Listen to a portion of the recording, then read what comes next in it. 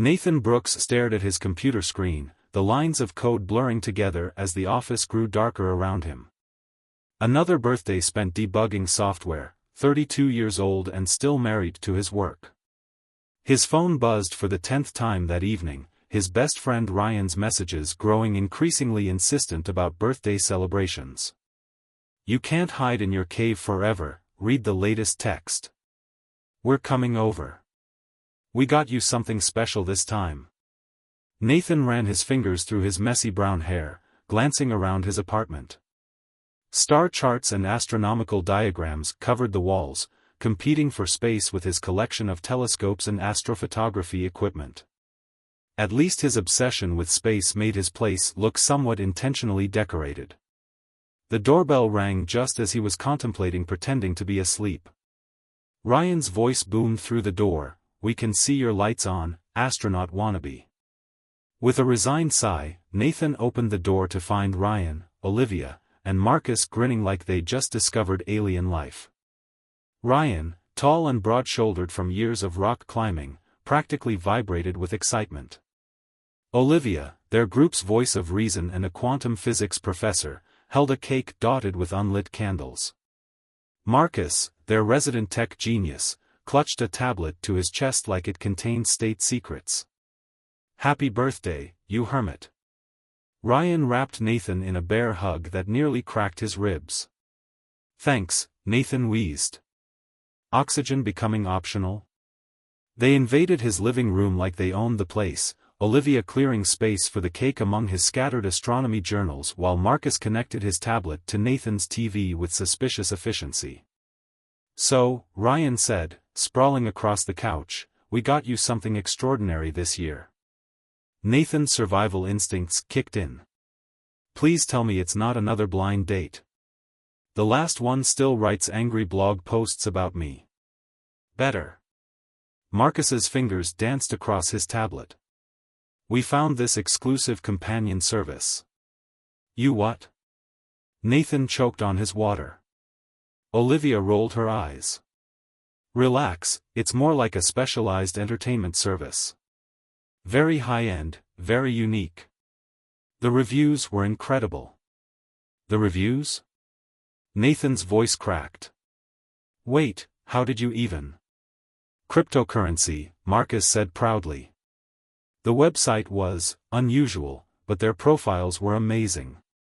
We found one that matches your space obsession perfectly." The doorbell chimed again. Ryan jumped up with a grin that would have made a supervillain proud. "That'll be her. Happy birthday, Space Cadet." Before Nathan could protest, Ryan swung the door open, and time seemed to stop. She stood there like a vision from another world, literally. Her skin had an otherworldly opalescent sheen, shifting subtly with each movement. Her hair flowed like liquid starlight, defying gravity in ways that made Nathan's scientific mind short-circuit. The dress she wore seemed woven from aurora borealis, cascading around her tall frame in impossible patterns. But it was her eyes that froze him in place. They were the deep purple of distant nebulae, with what looked like actual stars twinkling in their depths. "Greetings, Nathan Brooks," she said, her voice carrying the melody of cosmic background radiation. "I am Andromeda, though that is merely the closest pronunciation your vocal cords can manage." She caught herself, adding quickly, "You may call me Andrea for simplicity." The room fell silent. Even Ryan's eternal confidence wavered.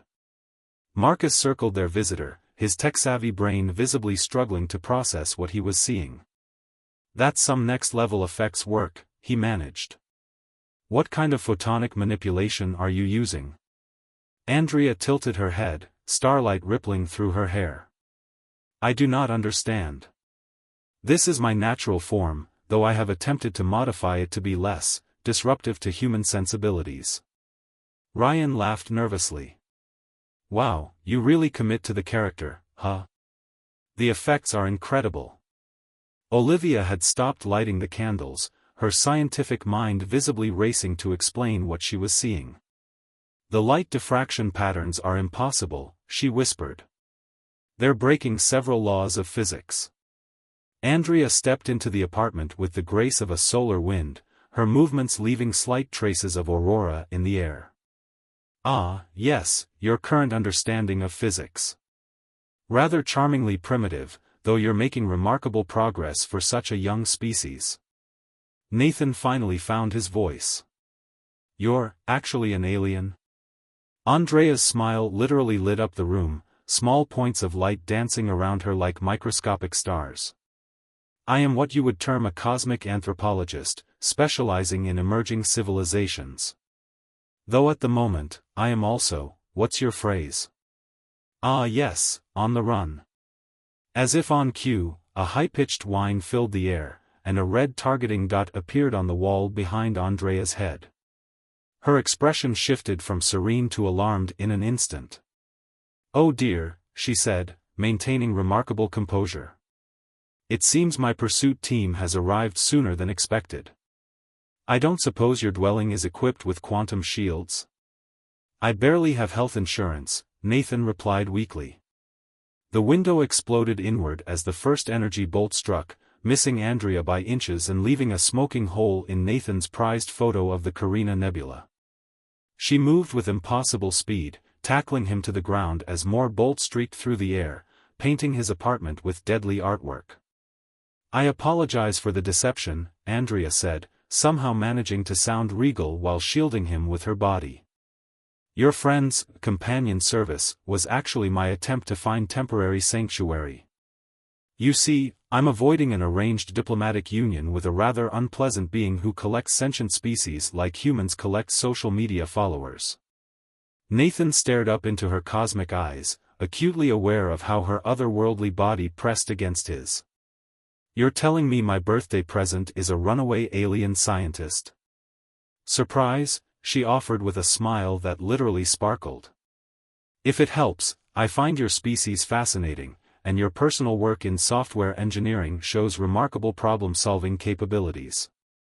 More energy bolts ripped through Nathan's apartment, creating a light show that would have been beautiful if it wasn't so deadly. His limited-edition telescope melted into abstract art. We need to move, Andrea announced, scanning the room with those impossible eyes. Your dwelling's structural integrity won't withstand sustained plasma fire. My security deposit won't either, Nathan muttered, then louder to his friends, everyone, fire escape. Now. As his friends scrambled for safety, Andrea lifted Nathan with impossible strength, her touch sending tingles of cosmic energy through his body. Your species has such potential, she said, dodging another blast. How would you like to help me research humanity up close? I know an excellent observation post in the Pleiades cluster. And just like that, Nathan's ordinary life exploded into stardust, taking his security deposit with it. Nathan had always dreamed of going to space. He just hadn't imagined it would happen while being carried like a sack of potatoes by a cosmic anthropologist who could bench press a car. Andrea sprinted through the fire escape with inhuman grace, her hair leaving trails of starlight in their wake. Behind them, angry shouts and the sizzle of plasma weapons filled the night air. Your Earth vehicles, Andrea called out to the group as they reached the ground. Are any nearby? My van's around the corner, Marcus shouted back, fumbling with his keys. But what? It will have to suffice, Andrea declared. Though your combustion engines are charmingly retro. They piled into Marcus's beat-up van, Andrea somehow making even that awkward scramble look elegant. The pursuing figures emerged on the fire escape, tall, armored forms that gleamed like liquid mercury in the streetlights. Those would be the celestial peacekeepers, Andrea explained as Marcus floored the accelerator. Think of them as very well-armed cosmic truant officers. This is insane, Olivia muttered from the back seat, her scientific mind visibly struggling to process everything. The energy requirements for their weapons alone would require. A plasma bolt struck the pavement beside them, turning it into glowing slag. Perhaps we could discuss physics later? Andrea suggested politely. She pressed her hand against the van's ceiling, and suddenly the whole vehicle hummed with strange energy. I've applied a basic quantum stabilization field. It won't stop a direct hit, but it should prevent us from dissolving into our component atoms. That's reassuring. Nathan managed, watching in the side mirror as three sleek, silvery vehicles materialized behind them, hovering inches above the road. Oh dear, they've brought the Mark 7 pursuit pods, Andrea sighed. Those are rather expensive. They must really want me back. Ryan twisted around in his seat. Look, not that this isn't the most amazing birthday party ever, but maybe you could explain why exactly the space police are trying to kill us? Oh, they're not trying to kill anyone, Andrea assured them as Marcus swerved to avoid another plasma bolt. Those weapons are set to molecular destabilization. It would only temporarily disrupt your atomic structure. Though I suppose from your perspective, the difference might seem academic. Nathan gripped his seat as they took a corner at speeds his stomach didn't appreciate. Why are they after you?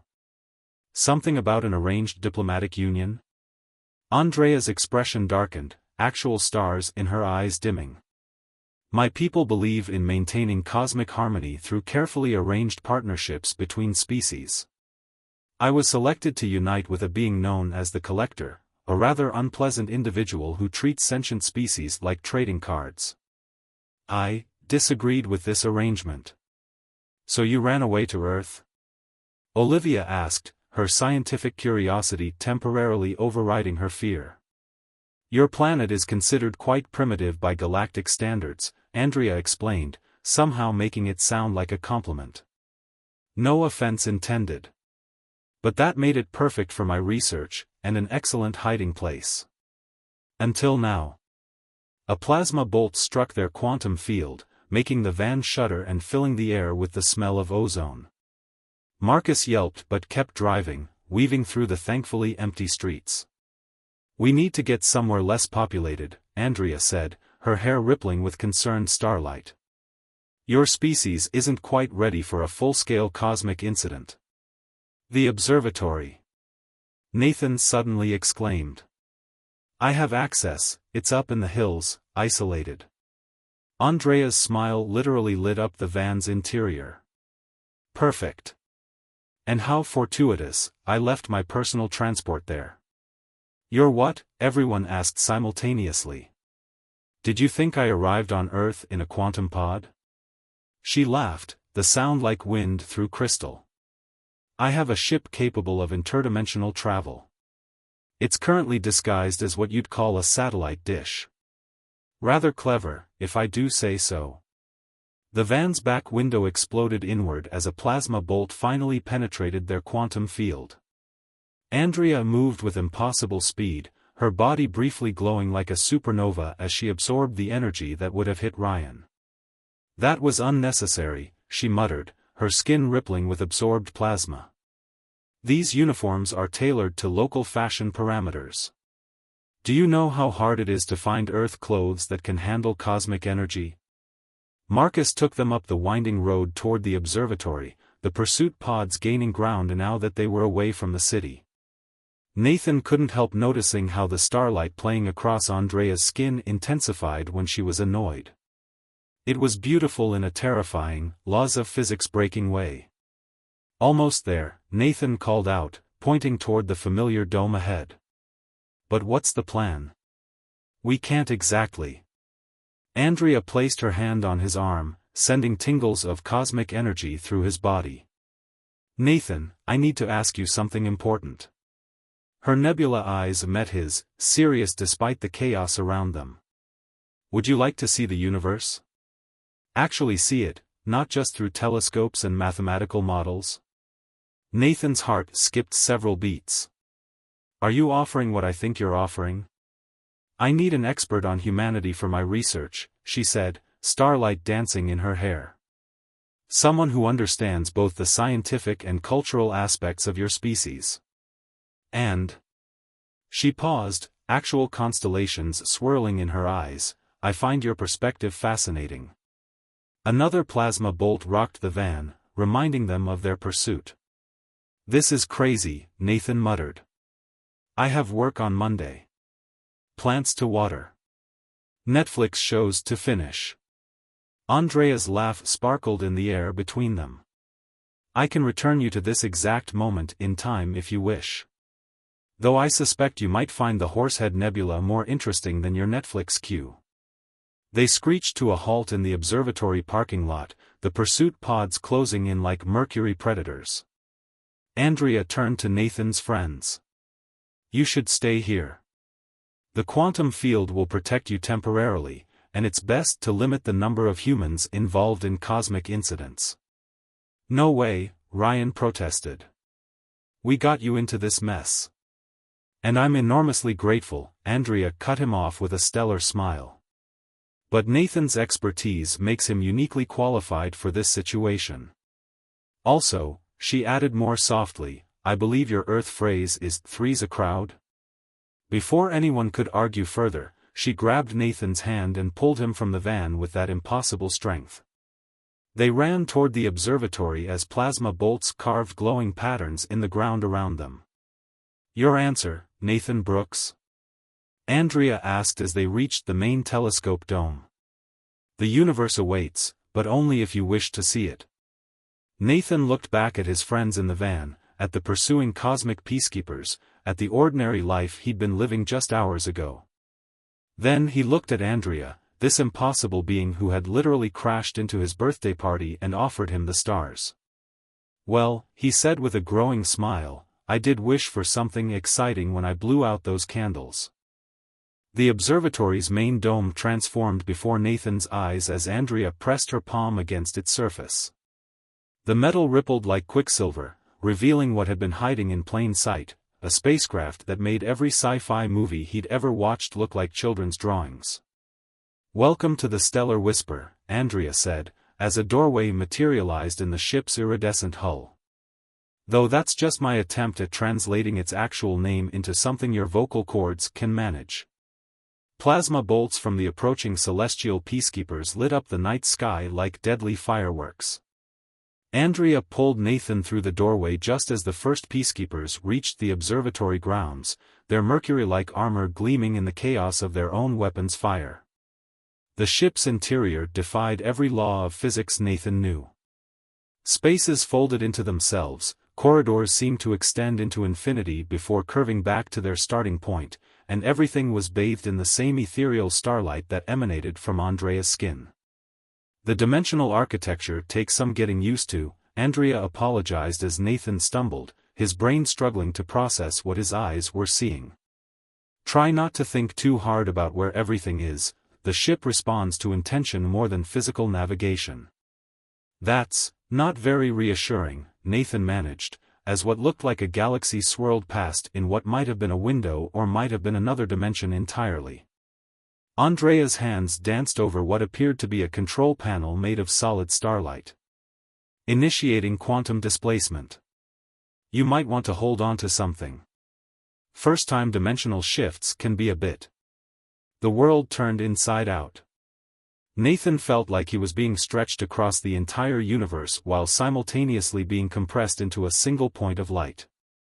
Colors he'd never seen before exploded behind his eyes, and he could have sworn he heard the sound of mathematics. Disorienting, Andrea finished, catching him as his legs gave out. Though you're handling it remarkably well for a first-timer. Most species tend to experience temporary molecular dissociation. Is that as bad as it sounds? Nathan asked weakly, trying not to focus on how her touch sent cosmic energy coursing through his body. Only if you're particularly attached to maintaining a consistent atomic structure, she said with a smile that literally sparkled. But don't worry, I've adjusted the ship's quantum field to maintain human-compatible physics in the habitable areas. Through what might have been a viewport, Nathan watched Earth shrink away, becoming just another blue marble in the vast expanse of space. The reality of what he'd just done began to sink in. I just left everything behind, he whispered. My job, my apartment, my life. Andrea's expression softened, actual constellations shifting in her eyes. Time moves differently in quantum space. When this is over, if you wish, I can return you to the exact moment we left. Though. She paused, starlight dancing through her hair. "I hope you might consider a more permanent arrangement." Before Nathan could process that statement, alarms filled the ship with crystalline tones. "Speaking of arrangements," Andrea muttered, her hands flying over the stellar controls, "it seems our pursuers have quantum tracking capabilities. Rather impressive for standard peacekeepers. They really want to catch you, don't they?" Nathan observed, watching as 3 silver ships materialized in the space behind them. "The Collector's influence reaches far," Andrea said grimly. "And my people take their diplomatic arrangements very seriously. Hold on, I'm going to try something unconventional." The ship dove into what looked like a fold in space itself, emerging in a riot of impossible colors. Nathan's stomach lurched as reality bent around them, but he found himself more fascinated than frightened. This was everything he'd ever dreamed of studying, everything he'd searched for through telescopes and equations. "You're enjoying this," Andrea noted with surprise, her hair streaming with excited starlight as she piloted them through quantum space. "Most beings find their first quantum chase rather traumatic." "Are you kidding? This is amazing!"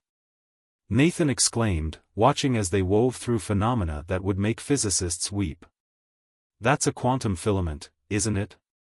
And that looks like a dark matter eddy. The implications for string theory alone." Andrea's laugh echoed like crystal whined through the ship. "Your species' scientific curiosity is remarkable. Most races at your development stage would be too terrified to appreciate the theoretical implications of their situation." They emerged from quantum space near what looked like a massive space station, though its architecture seemed to fold in on itself in ways that made Nathan's eyes hurt. "The crossroads," Andrea explained as they approached. "A neutral port for beings from various dimensional planes.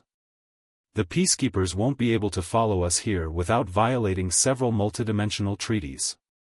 The station grew larger, revealing a structure that seemed to exist in multiple realities simultaneously.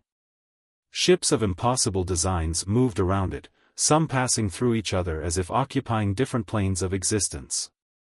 "We'll be safe here temporarily," Andrea said as their ship docked with what looked like a quantum bubble. "Though I should warn you, the beings we'll encounter might challenge your understanding of what's possible." "More than you already have?" Nathan asked with a grin. Andrea's answering smile lit up the cockpit. "You continue to surprise me, Nathan Brooks. Most humans would be having an existential crisis by now." "Oh, I'm definitely having one," he assured her. "I'm just enjoying it too much to let it stop me." They disembarked into a space that seemed to exist in 5 dimensions at once. Beings that defied description moved through areas that might have been corridors or might have been connections between realities. Some appeared to be made of pure energy, others seemed to be walking paradoxes, and a few appeared to be concepts that had decided to take a physical form for the day. "Stay close," Andrea murmured, taking his hand. Her touch anchored him as his mind threatened to overload from everything he was seeing. "I've extended my quantum field to help you process the extra-dimensional aspects of this place, but it works better with physical contact." Nathan tried very hard to focus on the physics of quantum fields and not on how perfectly her hand fit in his, or how the starlight in her skin pulsed in rhythm with his heartbeat. They made their way through the station to what appeared to be some kind of establishment, though calling it a bar or restaurant seemed inadequate for a place where some patrons appeared to be drinking antimatter and others were consuming what looked like crystallized time. "We can rest here while I make some arrangements," Andrea said, leading him to a section that appeared to exist mostly in normal space. "I have contacts who might be able to help us complicate the Collector's plans." A being that appeared to be made of living mathematics approached their table. Andrea ordered something in a language that sounded like pure logic, then turned to Nathan. "Would you like anything? They have some options compatible with human physics." "Surprise me," Nathan said, earning another of those starlight smiles that made his heart race. As they waited for their order, Andrea's expression grew serious. "Nathan, there's something I need to tell you. About why I really chose your planet, your city, you." Andrea's nebula eyes met Nathan's across the quantum-stabilized table, starlight dancing nervously through her hair. "I've been studying Earth for longer than you might think," she began, as their drinks arrived in containers that seemed to exist in multiple states simultaneously. "Your species fascinated me, so young, yet so determined to understand the cosmos." She gestured to Nathan's drink, which looked like a sunset had been liquefied and mixed with stardust. "It's safe, I promise. Quantum shifted to match your dimensional frequency." Nathan took a careful sip. It tasted like wonder itself, like the feeling of discovering something new about the universe. "You were saying about Earth?" "Yes." Andrea's expression grew distant, actual stars swirling in her eyes. "I spent decades observing humanity's progress. Your wars, your triumphs, your relentless push to understand everything around you. But it was your space programs that truly caught my attention. The way you looked up at the stars not with fear, but with hope and curiosity. That's when I noticed a pattern in your species' technological development. You were advancing faster than any natural progression should allow. Almost as if." She paused, taking a sip of her own drink, which appeared to be consuming light itself. "As if someone was helping us?" Nathan finished, his mind racing through historical technological leaps that had always seemed a bit too convenient. Andrea's smile was both confirmation and apology. "My people have a strict non-intervention policy with developing worlds. But I couldn't help myself. A dropped equation here, an inspired dream there, subtle nudges to help humanity reach for the stars." "You've been our guardian angel," Nathan whispered, suddenly understanding. "Our cosmic mentor." "More like a very invested research assistant," she corrected with a sparkle of starlight. "But yes, I've been helping. Which is precisely why the collector wants this arranged union. He doesn't collect wives, he collects promising species. And my connection to Earth makes humanity his next target." Nathan's blood ran cold. "He wants to collect all of us. Your entire species would become part of his collection, preserved in quantum stasis as living exhibits. Technically alive, but frozen in time, studied like insects in amber." Andrea's hair rippled with angry starlight. "That's why I ran. The Union would give him legal rights to my research subjects under cosmic law." A commotion at the entrance of the establishment drew their attention. Several beings of pure energy scattered as a group of familiar Mercury-armored figures entered, led by a towering figure that seemed to bend reality around itself. "Speaking of legal rights," Andrea muttered, "it seems the collector's influence reaches even here." The towering figure approached their table, its form shifting between different architectural styles of impossible geometry. When it spoke, its voice resonated on multiple frequencies simultaneously. "My beloved bride-to-be," it said in tones that made Nathan's teeth vibrate. "How disappointing to find you consorting with one of your research specimens." Andrea stood, her form radiating celestial authority. "I am not your beloved anything, collector. Our arrangement was made without my consent, and I reject it utterly." "Consent?" The collector's laugh distorted spacetime around them. "You speak like one of these primitives. The Council has approved our union. Your feelings are irrelevant to cosmic law." Nathan stood as well, despite his brain screaming at him to hide from the being of pure cosmic power. "Actually, I think her feelings are extremely relevant." The collector's attention turned to Nathan, reality warping around its focus. "Ah, the human specimen speaks. How charming. Perhaps I'll give you a special place in my collection, near the front, where visitors can marvel at your species' adorable attempts at sentience." "That's not going to happen," Nathan said, surprising himself with his steadiness. "Humanity isn't meant to be preserved in amber. We're meant to grow, to explore, to reach the stars on our own terms." "Nathan," Andrea whispered, starlight pulsing with concern, "please don't antagonize the all-powerful cosmic entity." But Nathan was on a roll, years of scientific passion fueling his words. You think collecting species like trophies makes you superior? All it does is prove you don't understand the first thing about life or evolution. Real growth comes from freedom, from making mistakes and learning from them. You want to turn the universe into a museum. We want to dance with it. The collector's form rippled with what might have been amusement or might have been rage. It was hard to tell with beings of pure cosmic energy. You would lecture me on the nature of the universe? I who have existed since the first stars formed. Yes, Nathan said simply. Because for all your power, you're still trying to control everything around you. That's not evolution, that's stagnation. Andrea's hand found his, her cosmic energy harmonizing with his suddenly steady heartbeat. He's right, she declared, her voice carrying the weight of starlight. I've watched humanity stumble and fall and get back up again. They make mistakes, yes, but they learn from them. They grow.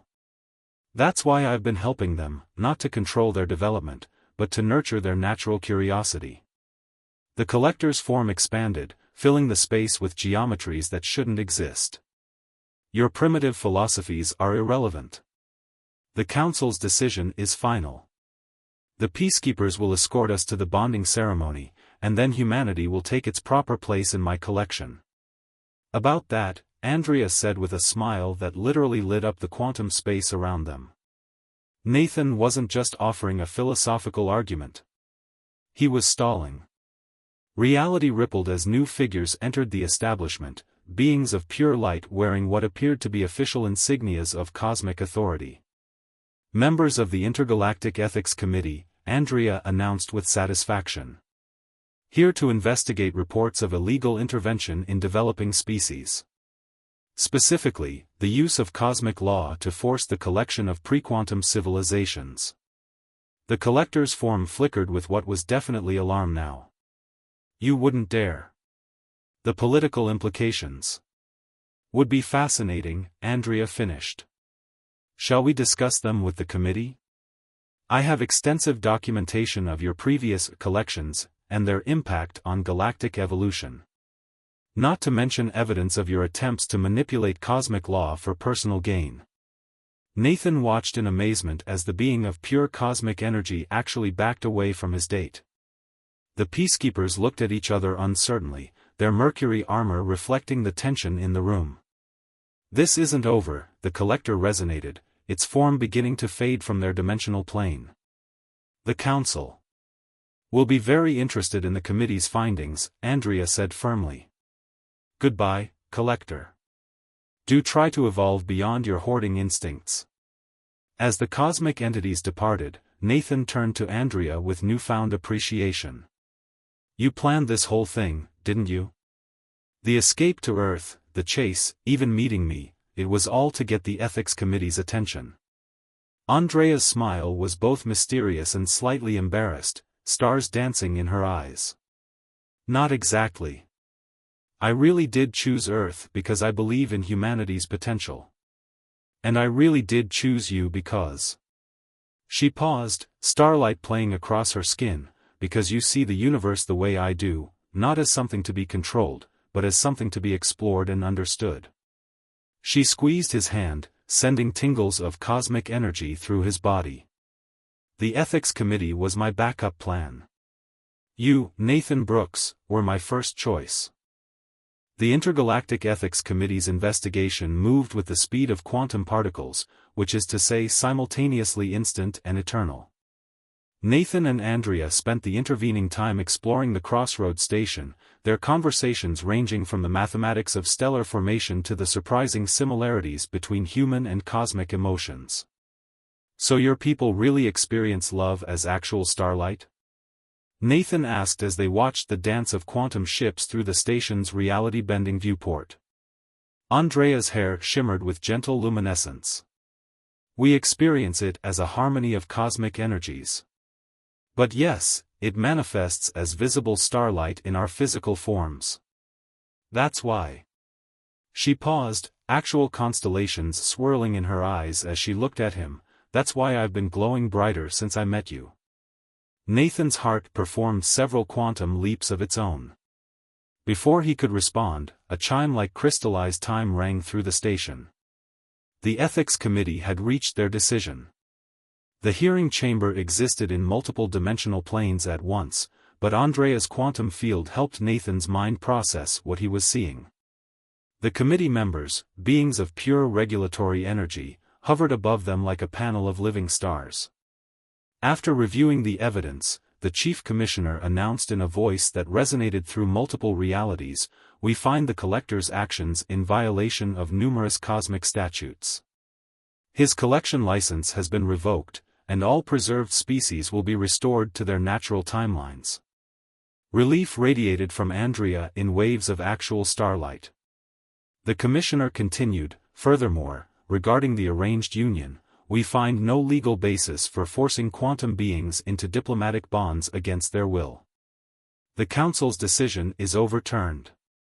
Nathan squeezed Andrea's hand, sharing her joy even as a small part of him wondered what this meant for their future.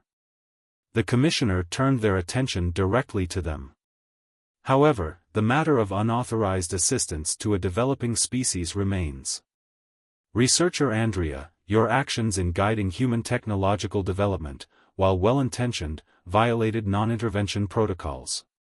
Andrea stood tall, her form radiating dignified acceptance. "I understand, Commissioner. I accept whatever consequences." Which is why, the Commissioner interrupted with what might have been a smile, "It was hard to tell with beings of pure energy, we are officially reclassifying humanity as a partnered species, rather than a developing one." The chamber erupted in quantum murmurs. Nathan blinked. "What does that mean exactly?" "It means," Andrea breathed, starlight dancing around her in excitement, "that official contact is now permitted. My people can openly share knowledge with humanity, guide your development not from shadows but through proper diplomatic channels." "Indeed," the commissioner confirmed. "Your species has demonstrated remarkable potential, particularly in your response to recent events. The courage and wisdom shown in defending not just your own freedom, but the principles of natural development for all species, suggests you are ready for a more active role in the cosmic community." Nathan's mind raced with the implications. So all those mysterious technological leaps in our history can now be properly explained and built upon, Andrea finished, her smile literally illuminating the chamber. "No more dropping hints and hoping someone picks them up. We can establish actual scientific exchange programs, cultural dialogues. Under proper supervision, of course," the commissioner added. "We suggest starting with a liaison program. Someone who understands both human and cosmic perspectives. Perhaps." They managed to convey raised eyebrows despite having no actual face, a human cosmic partnership that has already proven effective. Nathan turned to Andrea, whose starlight was pulsing in sync with his heartbeat. "Are they suggesting what I think they're suggesting?" "They're offering us a job," Andrea confirmed, stars dancing in her eyes. "Official representatives of the first human cosmic partnership. We'd be responsible for managing humanity's introduction to the wider universe, ensuring the exchange of knowledge happens at a sustainable pace." And, the commissioner added with what was definitely amusement in their multidimensional voice, "Given the obvious quantum harmony between your energies, we believe you'll find the arrangement mutually satisfying." Back on the Stellar Whisper, now officially registered as a diplomatic vessel, Nathan watched Earth grow larger in their viewport. They were returning to explain everything to his friends and family, to begin the delicate process of introducing humanity to its new reality. "Having second thoughts?" Andrea asked, noticing his contemplative expression. Nathan shook his head, smiling. "Just thinking about how this all started. A birthday surprise that turned into a cosmic chase that turned into..." He gestured at the impossible ship around them, at the universe of possibilities ahead. "A love story?" Andrea suggested, her form radiating starlight that harmonized perfectly with his presence. "That too," Nathan agreed, pulling her close. "Though I have to ask, did you really need my friends to set up that fake escort service profile? Couldn't you have just, I don't know, landed on my balcony? Andrea's laugh sparkled through the ship like crystal wind. Where's the fun in that? Besides, she added, pressing a kiss to his cheek that left traces of starlight on his skin, I wanted to make sure your birthday wish came true. Speaking of wishes, Nathan said, an idea forming, I don't suppose that ship of yours can travel through time? There's a young boy in my past who could really use some encouragement about his dream of reaching the stars. Andrea's smile lit up the cosmos. I think we can arrange that. After all. She gestured to the vista of stars spreading out before them, we have all of space and time to explore together. As they approached Earth, now not just Nathan's home but their joint mission field, he realized that sometimes the best birthday presents don't come wrapped in paper. Sometimes they come wrapped in starlight, carrying the promise of adventure, purpose, and a love that literally lights up the universe. Ready to change the world? Andrea asked, her hand finding his as they prepared to land. Nathan looked at their joined hands, his human flesh and her cosmic energy creating something entirely new and wonderful. Ready to change the universe, he corrected. And in the space between stars, where quantum possibilities dance with human dreams, a new chapter in the story of two species began, not with protocols or preservation, but with understanding, growth, and love that transcended the boundaries of space, time, and reality itself.